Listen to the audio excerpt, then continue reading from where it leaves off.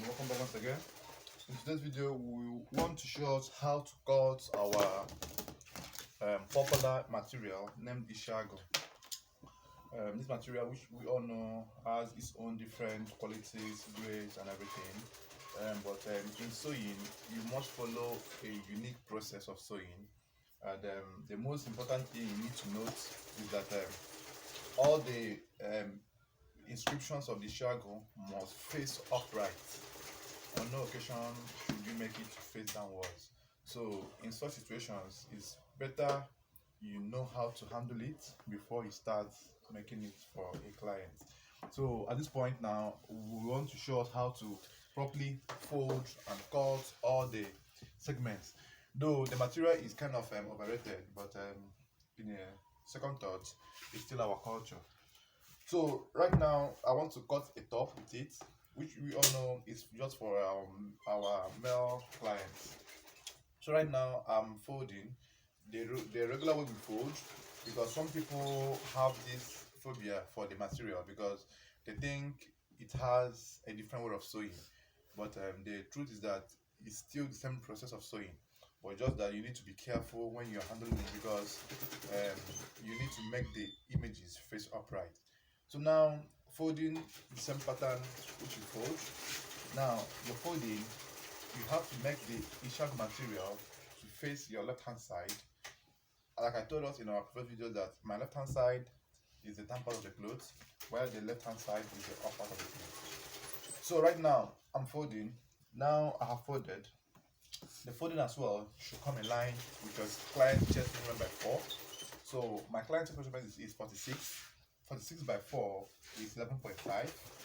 Then plus extra 2 inches allowance. So my folding here is very okay for me. So we'll now go down to the usual marking processes, which will tell us 4 inches here. We mark 4 inches here. The 4 inches is for the hemming allowance or for the folding allowance. Marking 4 inches. You draw the line.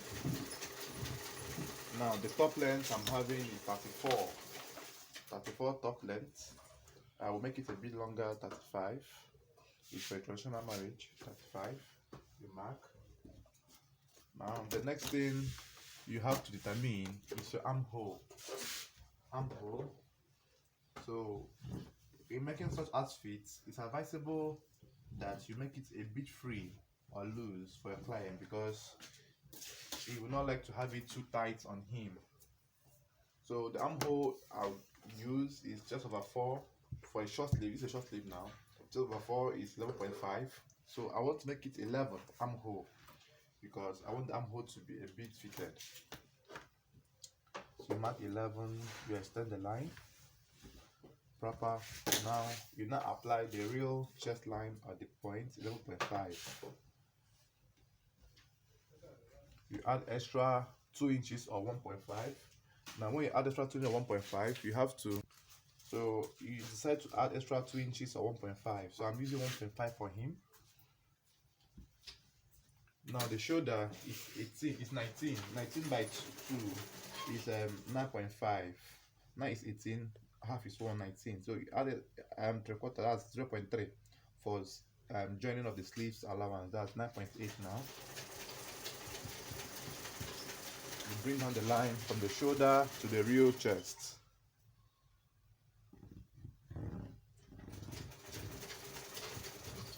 Now you come to your shoulder slope, you slant by 2.5. Take it down to the neckline area. The same process of cutting is what you will follow. Now you come to your armhole trimming. Mark from the slanted line to the armhole balance. You have 8.5 here. The middle is 4.25. From that point, you get 1.5 mark inch inwards. Now you use the armhole curve to do your armhole trimming. Remember, you trim when cutting, also trim before you fix your sleeves. So you must make use of the armhole curves if you want to have a perfect marking. So this is for the armhole trimming. Now the neckline is by 6. divide your neckline by 6. Whatever answer you get, you use for your width waist measurement. You now add 0.5 to it, you use for your depth measurement.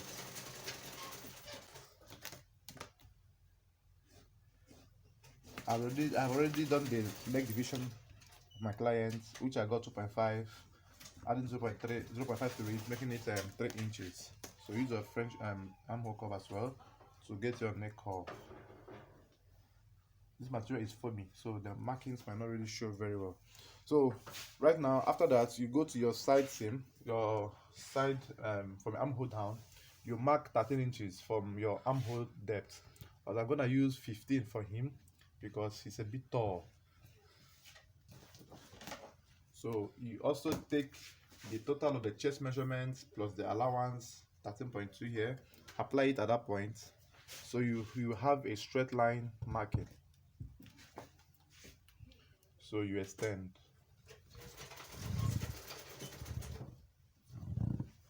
So right now I'm done marking the front, so I'm going to now cut this for us to see how it's been done. Then as well show us how the back will be marked and the sleeves as well. So this is a regular way. All the inscription of the Ishiagu must face upright, you get. So I will also show us how the back will also be cut. So right now I'm done cutting the front, so I want to now place the back to cut. As you can see, all the Ishiagu materials are facing upright, so this is how your own should be, you get. So don't jeopardize this Ishiagu by making it face down or sideways. So this is how it should face. So I'm done with the front. I'm going to also show you how to cut the back and the sleeves and the facings. So right now I'm folding out for the back piece. So right now I have placed for the back. Remember I told us that the back as well should follow suit to make it face upright. So I placed for the back. So the same way of marking your inches extra. In our previous videos, you all know that the back will always. So you know that in our previous videos I told us that the back must be longer than the front. For those of us that may not have watched my other videos, should go and check it out on my YouTube channel. So now I slanted by 2.5. I'm going to raise by 3 inches here and then 2.5 here. That's my own way of marking. Remember, we have different methods of cutting an outfit, but at the end of the day, we all arrive at the same unique look. So you extend the neckline for the front to the back, extend it this way, then you mark in 1.5 inch depth, 1.5 inch depth. From there you make your curve, so this is how the back should be marked. So right now I have cut the back, so this is how the back should look like. It should face upright. This is the back, and where this is the front. So I will also show you how to cut the back facings and the sleeves as well. So let's cut the sleeves first. So these steps I'm taking is what you must take, so that in case the material is not enough, you can now use something else for the facings. So now in cutting the sleeves, you know, normally we fold our sleeves and cut, but in most cases you have to be careful how you fold the sleeve, so you not get the other one facing downwards. So you bring the two edges together, face them this way. Now when you have enough material, that's when you will be able to do this.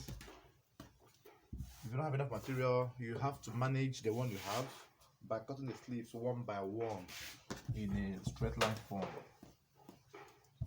So right now I have folded my sleeve. Now I want to cut the both together, so let me arrange it very well. So you fold. Now your folding will be in line with your client's front sleeve measurements plus extra 5, which I have explained in my previous videos. So I'm just trying to show us how to cut the sleeves of this Ishiagu. So if you have any issue with sleeve cutting, check my previous videos, which I explained in detail how to cut a sleeve in detail. So right now I folded.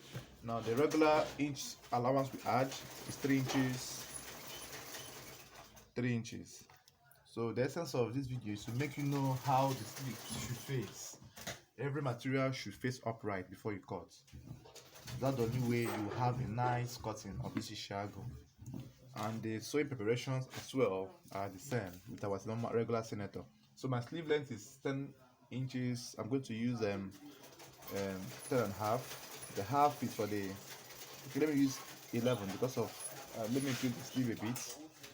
So half inch here now will be for the joining of the sleeves to the body of the outfit.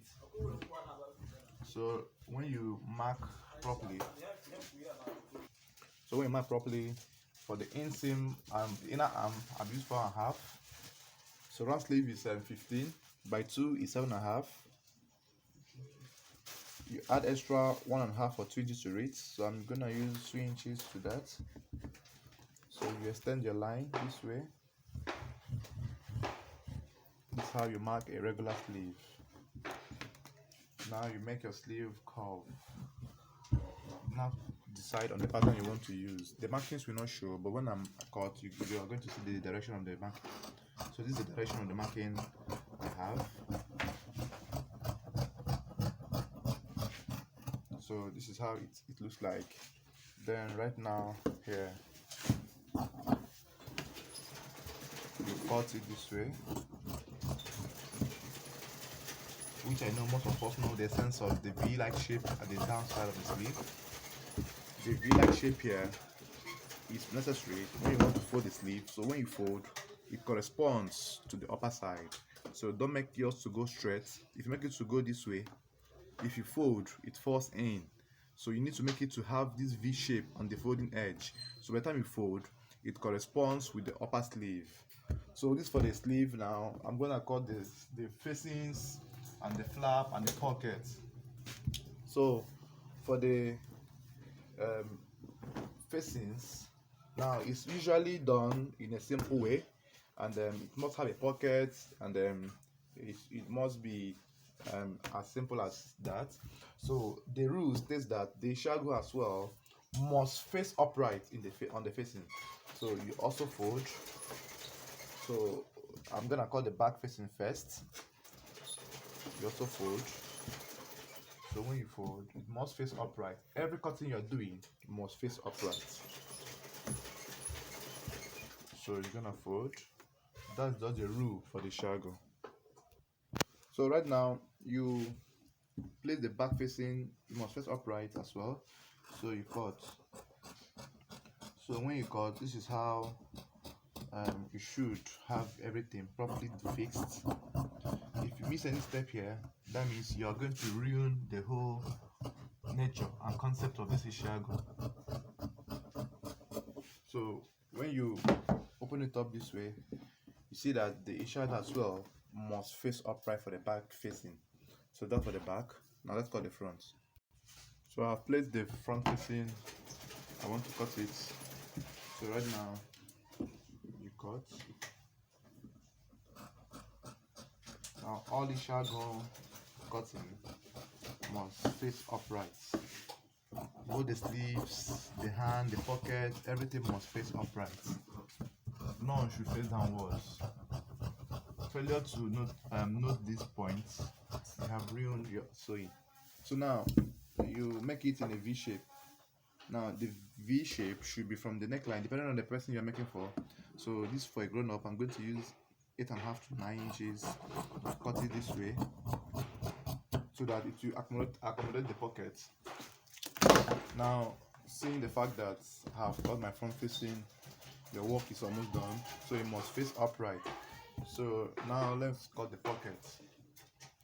So right now I'm going to take this piece of material and fold now to bring out the pocket of my client. So the measurements is solely your choice. You're the one to decide on the size the pocket you want, but recommended pocket I think should be not more than 5 inches for a regular chest line, and should not be above 7 inches for a normal depth. So when you cut a pocket, you consider your folding allowance, everything. You must face upright. So this is my pocket I have cut now. So my foldings are here. By the time I fold, now I will have a finishing of choice. So thank you for watching, and don't forget this is Mr. Redefined, and possibly I will also show us how to couple this outfit. And when you are going to prepare it, that the gumming process is, you're going to gum accordingly the way I taught us and do everything the way I taught us. So all you just need to do is to follow my way of cutting, follow my way of coupling, and believe me, you have a nice sewing. So thank you for watching. I will show us how to sew this outfit some other time.